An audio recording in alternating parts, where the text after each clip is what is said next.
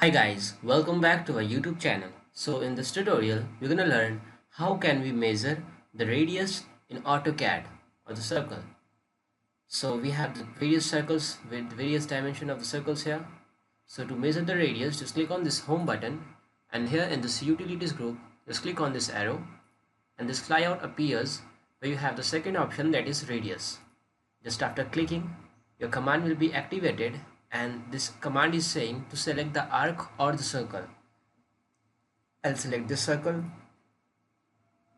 and this list of the options are there which you have to select. Like I have to select radius, so I'll click on this R, radius, and again select the circle. And as you can see here, this time it's saying 15 feet. So this is the radius. Okay.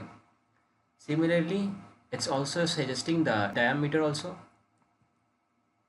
Again, click on this option, radius. Let's check out this one. So the radius is 10 here and the diameter is 20.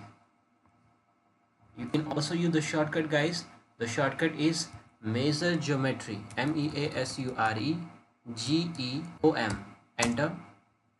Again select the radius, select the object, and here it is, radius 5 feet and diameter 10 feet. So this way guys, you can measure the radius in the AutoCAD. Hope you like this video. Thank you. If you really like the content, then please like the video and click subscribe to see more videos like this. And don't forget to share this video with others. You can find the link to complete basics to advanced Excel tutorial in the description below, or you can visit mahagurus.com to see lots of other software courses. Thank you.